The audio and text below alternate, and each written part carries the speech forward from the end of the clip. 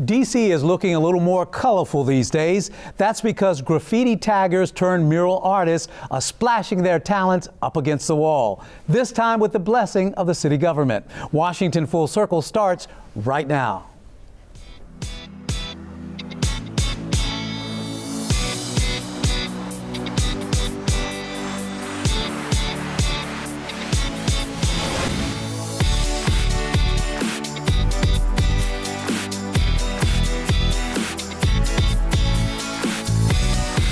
Welcome to Washington Full Circle. I'm Furman Patterson. A city government program called Murals DC is turning empty walls into enormous public canvases. They say it's a form of street art that promotes local talent and helps engage the community. Mac Granato explores the power of painting in public. Works of art can be found anywhere and in many different sizes.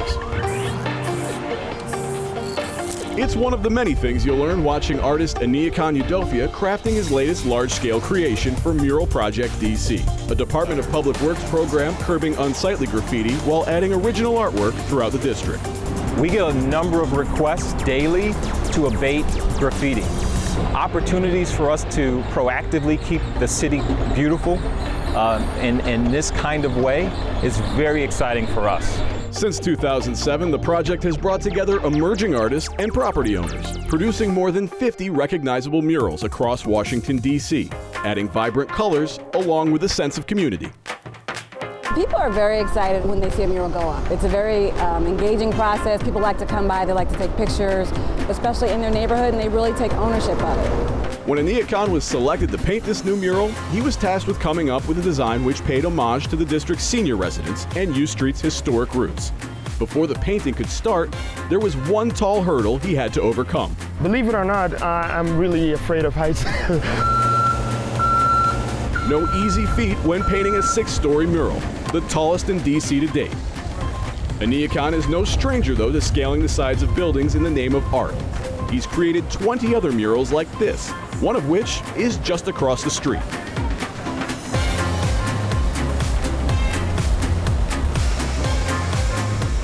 Before jumping on the lift with his spray cans and paint rollers, Aniakan faces the toughest part of the process.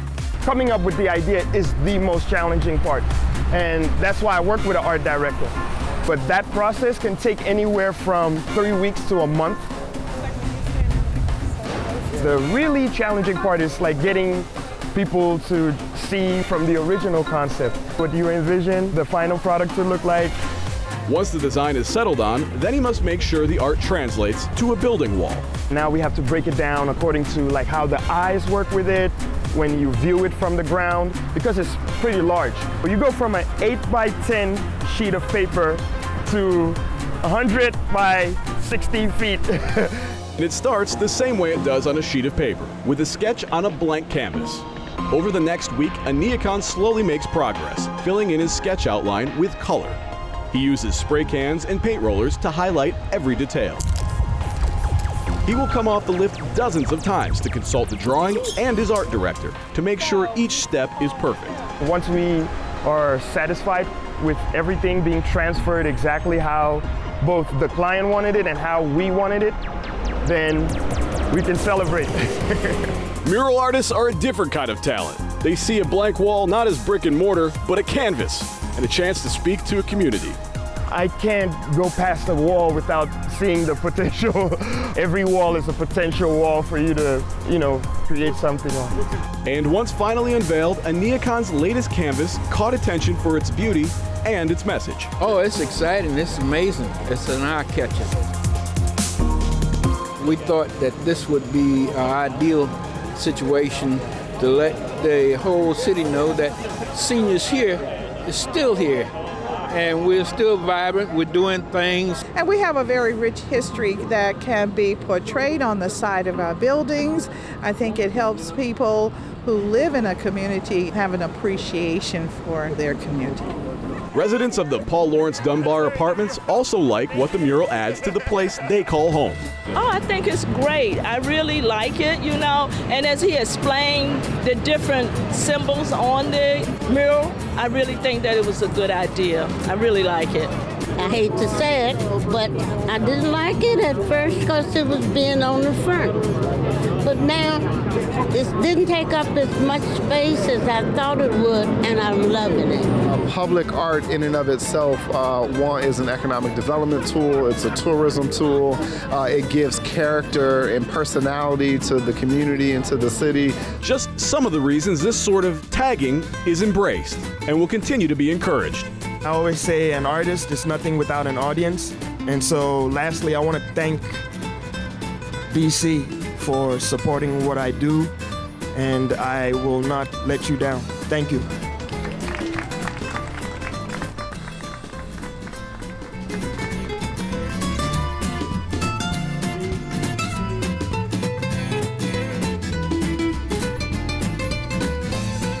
Fantastic painting, fantastic package, Matt.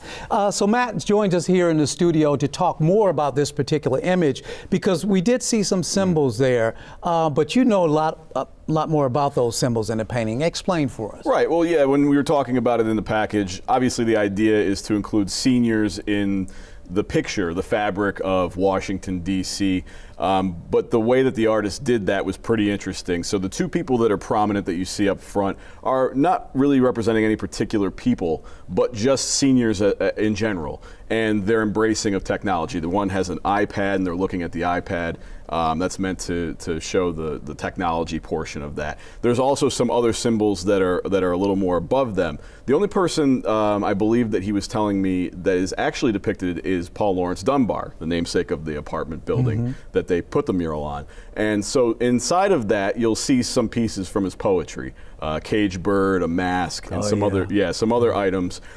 Before you move up to, there's a light bulb and a hand reaching up to it, which he said was meant to show the seniors reaching towards the future, technology, and becoming part of that sort of bridge to the millennials, the younger generation that everyone talks a lot about in DC. So he was saying that's really meant to show that seniors are about the same sorts of things, and that they're interested in those types of things as well, not just millennials. So that's all interlaced with the stars, and you'll see the colors of the DC flag too. Excellent, great package. Well, thank you. Thank you, Matt. Coming up, like so many, he began as a graffiti tagger. Now Eric Ricks earns a living creating vibrant public art in urban landscapes. His story is up next when Washington Full Circle returns.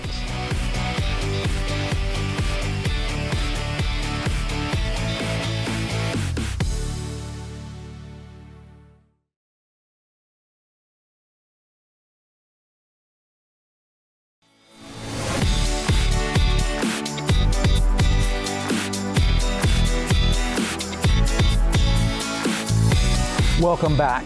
Since 2007, DC's Department of Public Works has funded a graffiti prevention program called Murals DC, aimed at replacing graffiti tagged walls with original works of art. The program forged unlikely partnerships.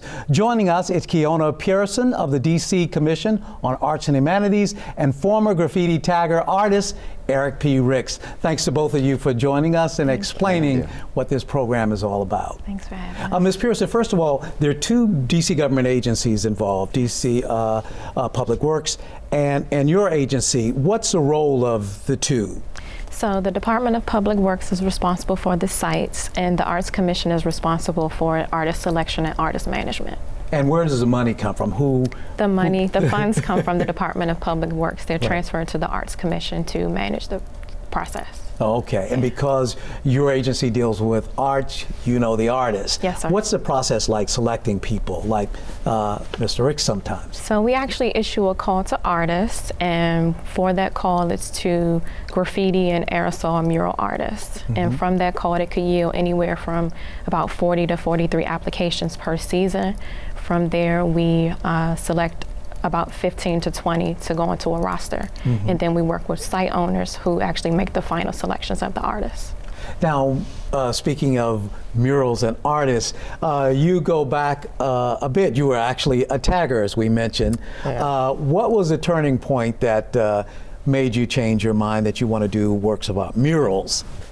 Well, I guess the turning point for me, I kind of started as as a tagger in the 90s and evolved to something a little bit more. I actually stopped doing graffiti, and I thought that it was a childish pursuit at a certain point. Got married, started a business, got divorced, lost a business, and I came to a turning point in life, and I realized that, you know, it was not graffiti that was limited, it was the way I saw it, and I realized that it had boundless potential. And now that I was older, I realized that it was a tool that if I study, I could do a lot with. So I got back into it and learned from scratch and quickly start to evolve.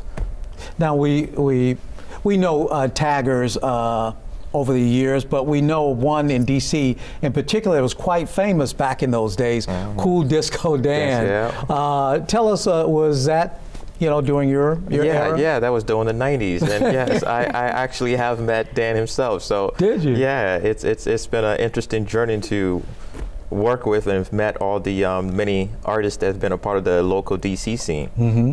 So taggers were a problem at one point, which is why this program came about. Tell us, how successful has it been over the years in turning something negative to something positive? It's actually been very successful since the inception of the project in 2007. We've only had about a small handful that have actually been tagged since we've created them. So we've at about 61 now, so it's been successful.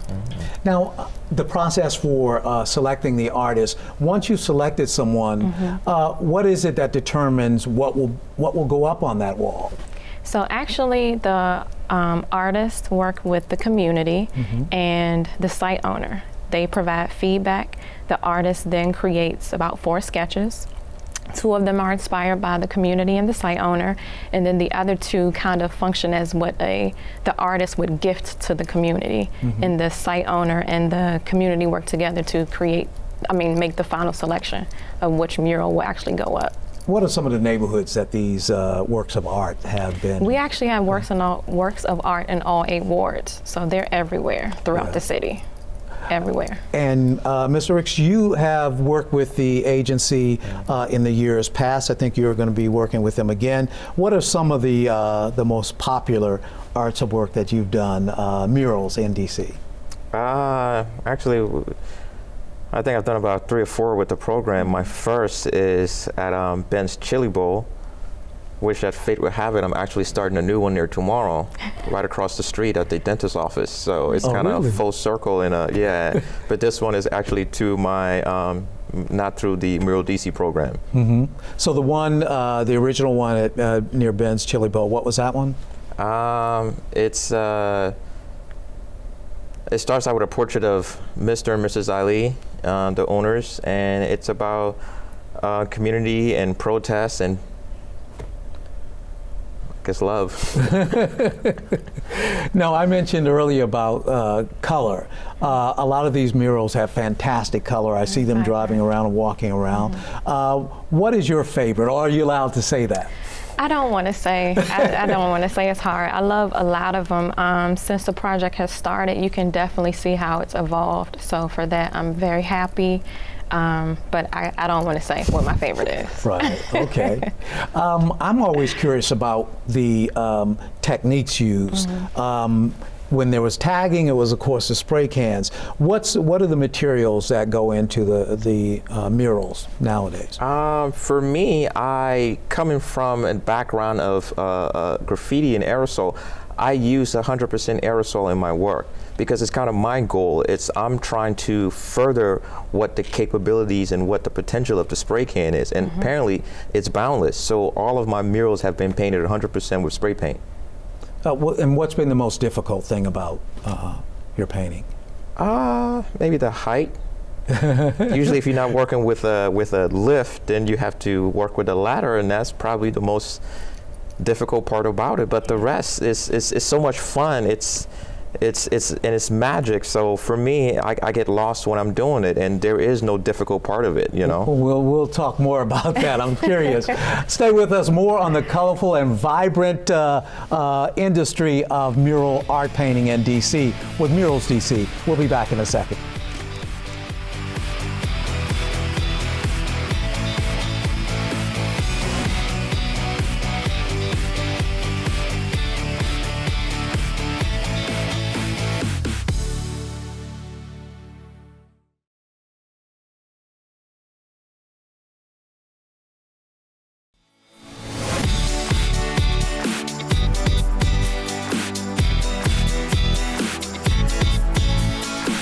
Welcome back to Washington Full Circle as we talk about the mixing of paint and public policy in a government initiative called Murals DC. We've been talking about painting the murals, but what about the public? What's been the response to them? I know they're involved in what's going to be up there, but what's been the outcome of the public? Well, the outcome ranges from community to community. Sometimes it can start off where some residents may want it, and then sometimes they may not, but throughout the process they come to love it and take pride in it. So it just really depends. Sometimes we go into a community and everybody's excited and they rally around it, but at the end of the day, when it's completed, they all, support it, and it's about the stewardship and taking pride in it. So it becomes a piece that they love. Now, why would residents not want to have, what are some of the objections, not want to have a mural painted in their area? They just may have a misconception of the type of art, or when they hear graffiti murals that are being created, they may think that it's a negative, when we have to go in and educate them on, it's not. It's works of art. It's being created by professional artists, and we just educate them on, the process, and we move forward. Mr. Ricks, what is the feedback you get? How long, when you are painting a mural, from those that are watching? Because you're always going to have passersby that watch you do your stuff. Well, it range vary from people are surprised that it's a black person doing something of that nature. People are surprised that it's done with all aerosol cans. So it's a wide range of responses that you get from the general public. And why do you think it's a good idea to have works of art in public, like murals on the side of buildings or bridges and things like that? Well, as far as in the communities, one of the things that I find that I'm usually amazed of is how you've had neighbors living in the same neighborhood just never had a reason to engage one another. And because of this mural, they're now coming out, they're now using an area where they normally avoid it because it looked slightly fearful, but now because of this vibrant work, they're now coming out, they're meeting the neighbors, so it really brings the neighborhood together in a way that I am blown away to be a part of. So it's sort of a social it's extremely social scene that it creates. Very interesting. So let's talk about payment. Now, I know artists do good things, but it's not out of the goodness of their heart. What's the payment situation for these artists? The payments range. It really depends on the scale and the dimension and the concept, but they range. The payments range. And how long does it generally take to create one of these works of art? That actually depends upon the process of the concepts being approved by the community. If the site assessment, comes back and the site is approved to have the works installed. But the short answer to your question, it could range from, we've had one done literally in like 3 days to I think the longest maybe was a month or so. Now, It you mentioned professional artists are chosen. What are the opportunities for those who want to learn, for students who are interested in mural painting? Excellent question. So a great component that Murals DC has is that we work with apprentice artists. They work under the lead artist, and the purpose is for them to learn the correct way to create aerosol mural paintings. So it's very important. Oh, and what are the ages generally? Are we talking high school apprentices or high school, college? Yes, from about 14 to, I think it's about 14 to 18, sometimes 20. And how can they get into the program? Is there like an internship program, or? There is a call that actually goes out for apprentice that's issued through our lead artist consultant. I see. Okay. Yes. And what kind of feedback do you get for the young minds that want to do what you want to do, those who are watching over your shoulder? Well, they're usually hungry kids who already have the taste for art, so it's all about them just learning this new medium. And most kids are eager and open to learning, so it's always a fun process. So the big question is, graffiti taggers today, if you come upon them doing it, what's the response? What's the exchange in it? Well, you usually don't come upon graffiti taggers tagging because it's usually not just done in the public, it's done after hours and very covertly. So it's very rare that you come up on people actively tagging a place.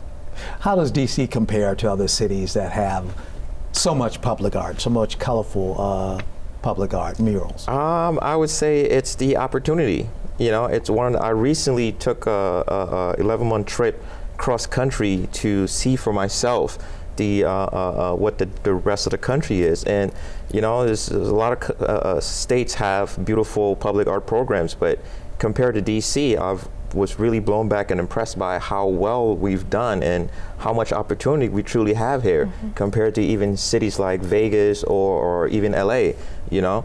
And coming back home, I feel really proud to be, you know, from the area. Excellent. Well, keep on splashing that colorful paint to both of you. Thank you for joining us. Thank you. That's it for Washington Full Circle. Thanks to our guests for joining us, and thanks to you at home for watching. We'll see you again next time.